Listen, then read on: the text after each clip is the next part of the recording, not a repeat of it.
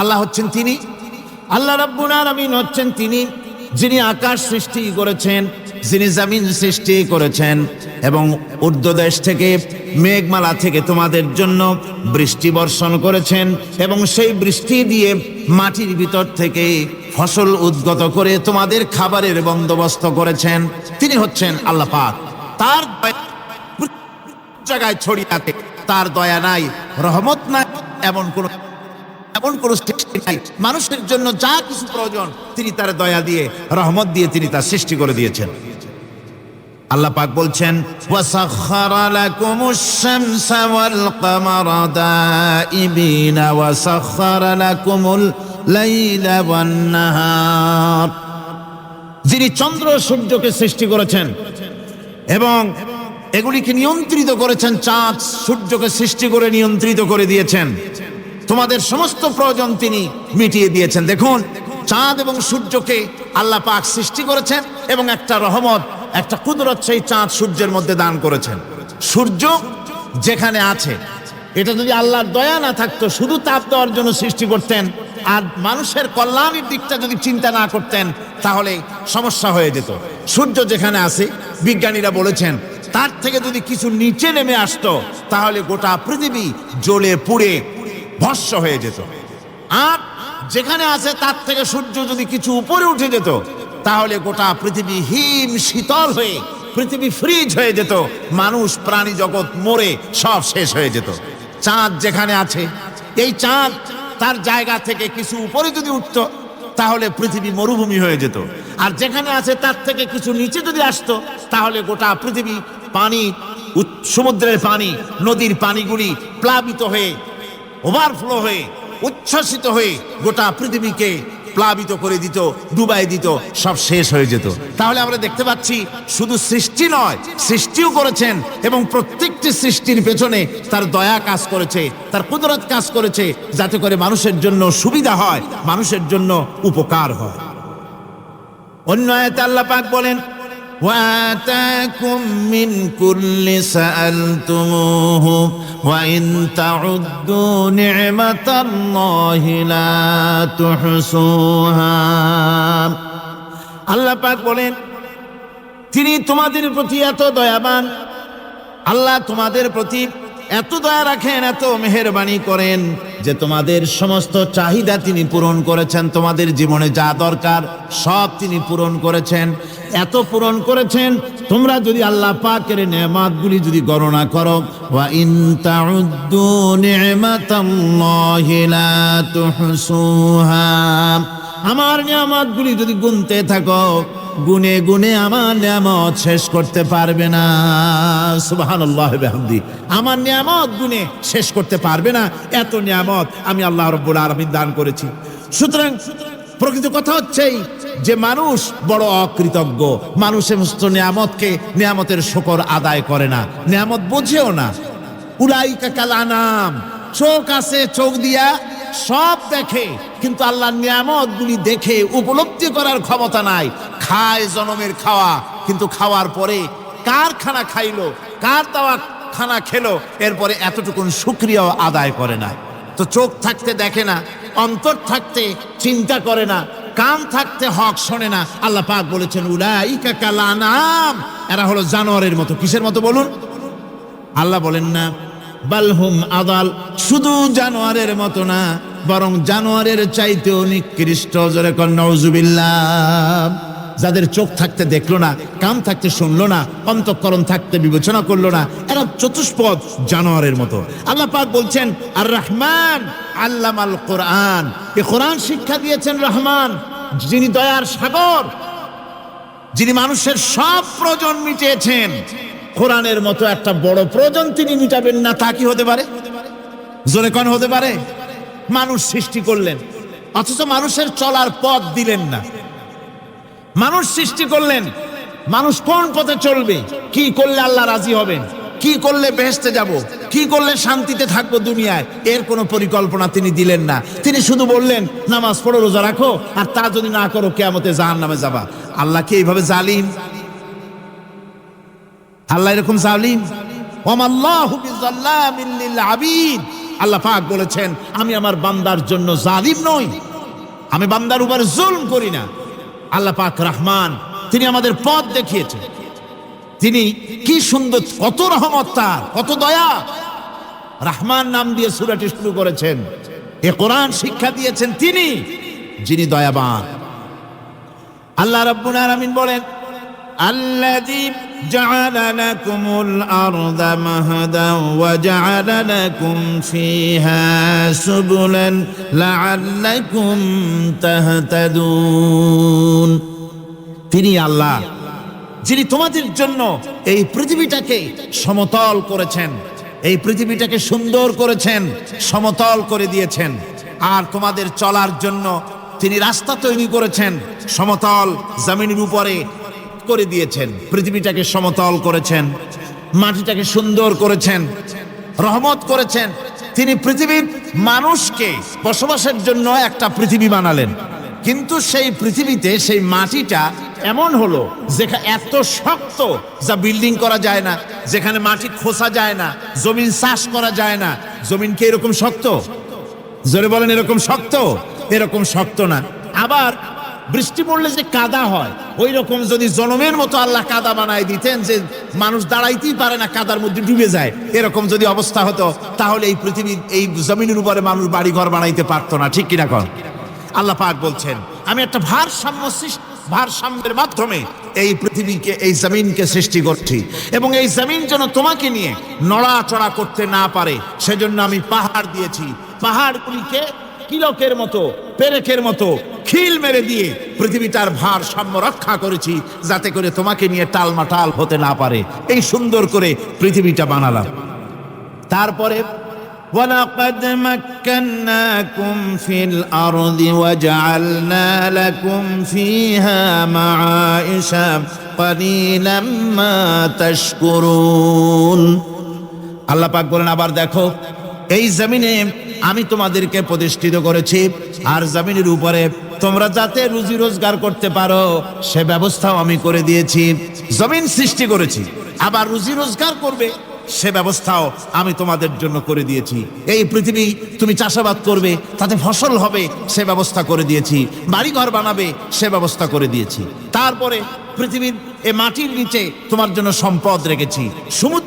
সমুদ্রের ভিতরে, নদীর ভিতরে, সেখানেও তোমার জন্য সম্পদ রেখেছি। আমি রহমান, সব প্রয়োজন মিটিয়েছি। শুধু এর জন্য নয় যে সৃষ্টি করলাম, ইবাদত করলাম আর জাহান্নামে পাঠিয়ে দিলাম, তা তো না। তোমাকে আমি সৃষ্টি করেছি, তোমার প্রয়োজন, যত প্রয়োজন তোমার ছিল জীবনে, সমস্ত প্রয়োজনগুলি আমি মিটিয়েছি। আল্লাহ পাক বলছেন وَهُوَ الَّذِي سَخَّرَ الْبَحْرَ لِتَأْكُلُوا مِنْهُ لَحْمًا طَرِيًّا وَتَسْتَخْرِجُوا مِنْهُ حِلْيَةً تَلْبَسُونَهَا। আল্লাহ পাক বলেন এই সমুদ্রকে আমি আল্লাহ তোমার নিয়ন্ত্রিত, তোমার নিয়ন্ত্রণাধীন করে দিয়েছি সমুদ্রকে, আর তার ভিতরে তাজা মাংস, তাজা গোশত তোমার জন্য রেখেছি, খাবার রেখেছি। আবার তুমি পরিধান করতে পারো এমন জিনিসও, ব্যবহারের জিনিস সমুদ্রের মধ্যে রেখে দিয়েছি। তার মানে হলো সমুদ্রের ভেতরে, তার ভিতরে মাছ রয়েছে, টাটকা মাছ আছে, মণিমুক্তা আছে। স্থলভাগে পৃথিবীর মাটির উপরে যত জিনিস আছে, যত নিয়ামত আছে, সমুদ্রের তলদেশে তার কোনো অংশে কম নাই, বরং তার থেকে আরো বেশি আছে। মাটির উপরে যত নিয়ামত আছে, সম্পদ আছে, মাটির তলায় তার থেকে কোনো অংশে কম নাই। অনেক নিয়ামত মাটির তলায় আছে, খনিজ দ্রব্যগুলি মাটির তলায় থাকে। সমুদ্রের তলদেশে অসংখ্য নিয়ামত আল্লাহ রাব্বুল আলামিন রেখেছেন। বলছেন আমি হচ্ছে রহমান, আমার দয়ায় ভরা, আমি তোমার সমস্ত প্রয়োজন আমি আমার দয়া দিয়ে আমি মিটিয়েছি। আমার ভাইরা, আল্লাহ সুবহানাহু ওয়া তাআলা তিনি হচ্ছেন রহমান, তিনি হচ্ছেন রহমান। জোরে বলেন তিনি কি? দয়ার সাগর, যিনি মানুষের সমস্ত প্রয়োজন মিটিয়েছেন, তিনি কোরআন অবতীর্ণ করেছেন। আমি আল্লাহর দয়ার কথা, রহমান শব্দের ব্যাখ্যা আপনাদের সামনে করে সামনে এগোচ্ছি। আল্লাহ পাক বলছেন যে আমি এই পৃথিবী সৃষ্টি করলাম, মাটিতে তোমাদের জন্য চতুষ্পদ জন্তু সৃষ্টি করেছি, বাতাসের উপরে পাখিরা সাঁতার কাটছে, আর পানির ভিতরে মৎস্যরাজি রয়েছে, এ সমস্ত প্রাণীগুলি আত্মরক্ষার জ্ঞান আমি দান করেছি, তারা তোমাদের জন্য উপকার করে। সেই পশুগুলি পশম দিয়ে তোমাদের কাপড় চোপড় তৈরি হয়, তারপরে তার চামড়া তোমরা পরিধান করো। এই পশুগুলিও তোমাদের জন্য আমি এক নিয়ামত হিসেবে দিয়েছি। ওয়াল-আনআম খালাকাহা লাকুম ফীহা দিফউন ওয়া মানাফিউ ওয়া মিনহা তা'কুলুন। আল্লাহ সুবহানাহু ওয়া তাআলা বলেন, আমি মানুষের জন্য পশু তৈরি করেছি, চতুষ্পদ জন্তু সৃষ্টি করেছি, যার পশম দিয়ে তোমাদের জন্য শীতের পোশাক তৈরি হয়। আপনারা যে এই যে চাদর গায়ে দেন, কম্বল গায়ে দেন, এগুলো কার পশম? পশুর পশম। পশুগুলির, জন্তুগুলির পশম দিয়ে আপনাদের জামা কাপড়গুলি তৈরি হয়। তারপরে এই পশু আপনাদের জন্য বাড়িতে পাহারা লাগায়। আল্লাহ পাক বলছেন, এছাড়া এই পশুগুলি আমি এমন নিয়ামত দান করেছি, সমুদ্রের ভিতরে, জমিনের উপরে, মাটির তলায়, আবার আকাশের উপরে, জমিনের উপরে বিচরণশীল জীবগুলিও তোমার জন্য তৈরি করেছি। وَتَحْمِلُ أَثْقَالَكُمْ إِلَى بَلَدٍ لَّمْ تَكُونُوا بَالِغِيهِ إِلَّا بِشَقِّ الْأَنفُسِ। আল্লাহ পাক বলেন, এই পশুগুলি তোমাদের আরো অনেক উপকারে আসে। তোমাদের বোঝাগুলি, বড় বড় বোঝাগুলি তারা এক শহর থেকে আর এক শহরে, দূর থেকে দূরান্তরে পিঠে করে তারা বহন করে নিয়ে যায়, যা তোমরা বহন করতে পারতে না। তোমাদের জন্য দারুণ কষ্ট হতো, মুসিবত হতো। এই ধরনের বোঝাগুলি, পশুগুলি তোমাদের জন্য বহন করে নিয়ে যায়। গাধা, ঘোড়া, হাতি আপনাদের বোঝাগুলিকে, বিরাট বিরাট বোঝা যা টানতে ট্রাক লাগে, মানুষের জন্য কষ্ট হয়, এই বোঝাগুলিও এই পশুর দ্বারা আল্লাহ পাক বহন করায় থাকেন। আল্লাহ পাক বলছেন, ইন্না রাব্বাকুম লারাউফুর রহিম। নিশ্চয়ই তোমাদের রব, তিনি তোমাদের প্রতি অত্যন্ত দয়াশীল, তার দয়া পৃথিবীর চতুর্দিকে ছড়িয়ে আছে। তিনি আমাদেরকে এ কোরআন নাজিল করেছেন, এ কোরআন আমাদেরকে শিক্ষা দিয়েছেন এমন এক রহমান, যার দয়া পৃথিবীর চতুর্দিকে সর্বত্র ছড়িয়ে আছে। আল্লাহর দয়া চতুর্দিকে কি ছড়িয়ে আছে কোন? আল্লাহর দয়া, আল্লাহর মুহাব্বত, আল্লাহর করুণা সর্বত্র ছড়িয়ে আছে। আল্লাহ পাক বলছেন, পশু সৃষ্টি করলাম, পশুগুলি তোমাকে পাহারা দিল, তার গোশত তোমরা খেলে, তাকে দিয়ে তোমরা মাল বহন করলে, তার পশম দিয়ে জামা কাপড় বানালে। আরো দেখো কি করলাম এই পশু দিয়ে, ওয়া ইন্না লাকুম ফিল আনআমি লাইবরা নুসকিকুম মিম্মা ফি বুতুনিহি মিন বাইনি ফারসিন ওয়া দামিন লাবানান খালিসান সাইগান লিশ-শারিবিন। আল্লাহ রাব্বুল আলামিন বলেন, চতুষ্পদ জীবের মধ্যে বুদ্ধিমান ব্যক্তিদের জন্য নিদর্শন রয়েছে। যারা বুদ্ধিমান তাদের জন্য নিদর্শন রয়েছে। দেখো, তোমার গাভীগুলি, এগুলি জমিনের ঘাস খেলো। এই ঘাস খাওয়ার পর তার শরীরের ভিতরে রক্ত তৈরি হলো, পেশাব হলো, ময়লা হলো। সেই পেশাব, ময়লা, রক্ত ইত্যাদির ভেতর থেকে আমি তোমাদের জন্য দুধ তৈরি করে দিলাম। যেখান থেকে পেশাব বের হলো, পায়খানা বের হলো, তার পাশের থেকে স্বচ্ছ, সুন্দর, সুমিষ্ট, সুস্বাদু দুধ আমি তোমাদের জন্য বের করে দিলাম। সুবহানাল্লাহ বিহামদিহি। দেখুন, এই দুধ আল্লাহ পাক তৈরি করলেন। কাগজ তৈরি হয় যে মিল, কলকারখানায়, পেপার মিল। আপনারা যদি কোনো পেপার মিলে জানতো, যে দেখবেন কাগজ তৈরি হয় গাছ দিয়ে। এই গাছগুলি মিলের মধ্যে, মেশিনের মধ্যে ঢুকানো হয়। মেশিনের ভিতরে গাছটা ঢুকে মেশিনের তাপে, বৈদ্যুতিক তাপে এই গাছগুলি গলে যায়, পানি হয়ে যায়। তারপরে ছাকনা থাকে, নেট থাকে, কয়েকটা নেট থাকে। সেই ছাকনাগুলির ভিতর থেকে ছেঁকে এরপরে সেই পানিটা চলে আসে প্লেটের উপরে, এসে আস্তে আস্তে শক্ত হতে হতে সেটা কাগজে পরিণত হয়ে যায়। পানিটা আস্তে আস্তে কাগজে পরিণত হয়ে যায়।